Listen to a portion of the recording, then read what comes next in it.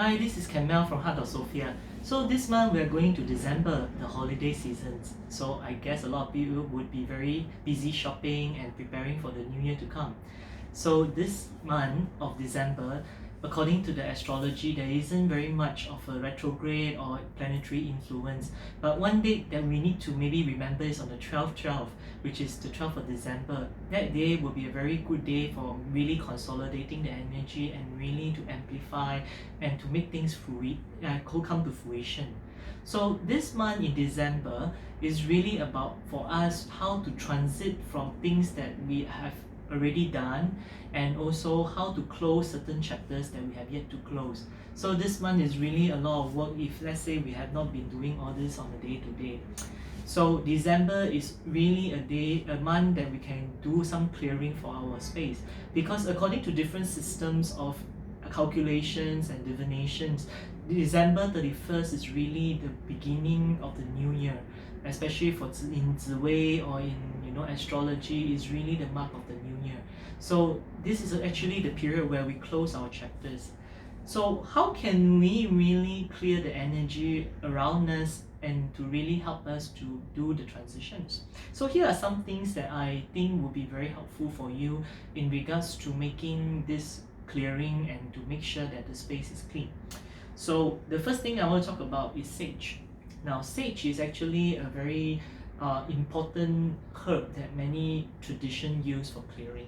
So it's actually there's different type of sages. There's white sage, there are also green sages, but usually white sage are more powerful according to many of the traditions. So what do they do is usually they will light the sage, and then after that they put in a little pot, and then after that they will start going around the house and clean the house. Now it is said that actually scientifically it is tested that if you sage the house, the amount of bacteria or amount of germs that's in the house will also be lessened. Energetically, it also bring a nice scent into the house. So a lot of people actually during near the end of the year can start to get some of this sage, and then after that, after you clean the house, pack up the things, throw the old things away, you can really burn the sage. And some writers actually talk about how you can actually, when you pack your old things, give thanks to the old things and really let go. I think that's a very important tradition. In fact, really we seldom give appreciation to the things that we want to let go. So usually what I will do is, if I want to let go of certain things, I will say if you can't bring me happiness, may you give the next owner the happiness, or wherever you're going, may you bring happiness to other people. I think that is very important. So especially a lot of people who are growing up from being a child to an adult, they have a lot of soft toys. They sometimes don't know what to do with it, and then they give to the Salvation Army or they put it at the void deck. So all these things, before we let go, we can say, oh, may grant happiness to whoever picks them up, and use them. So that will be a very good blessing for the second hand items, or the what we call pre-love items. Now another method that a lot of people would be using the singing bowl. Now a lot of people think about the singing bowl as something that crystal shop will use to cleanse your crystals. I would really recommend not to do that, not because it is not right or whatever. It's because firstly the singing bowl, the crystal one especially, is very fragile. And so when you put something inside and you start playing with the singing bowl, chances is that the crystal the vibration may knock onto the crystal bowl and start to have cracks in the crystal bowl. So it's also too expensive of a mistake to do. The other thing is also because when we are putting something into the singing bowl, the sound inside cannot resonate out. So like for example, when we play the singing bowl, it's a very light tap,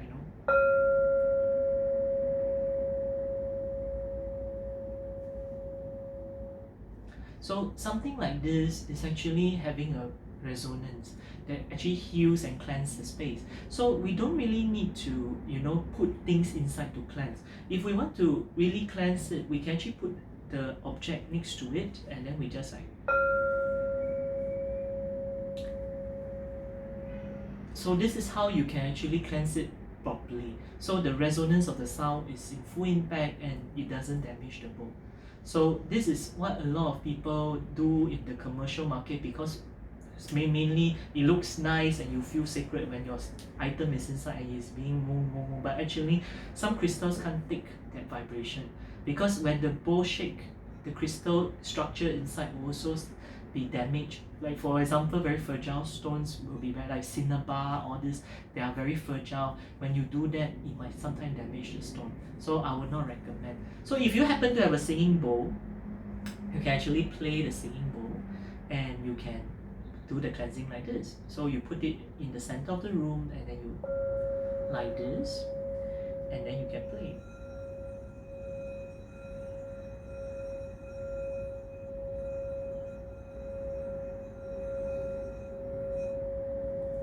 Something like this. And you can set a positive intention like, may, spirit cleanse the house, make sure that, my house is clean with a new energy. So this is one way.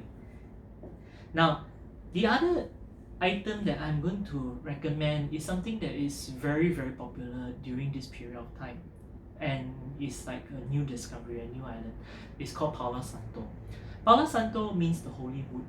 So basically, a lot of people are starting to bring this in and really use it.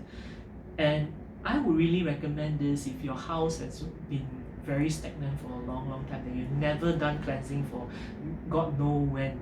So this is really where you can use this to cleanse the house. So, but do take note, Palo Santo doesn't burn very easily. There are some companies that sells those in the fine grains. I don't know how pure the purity is.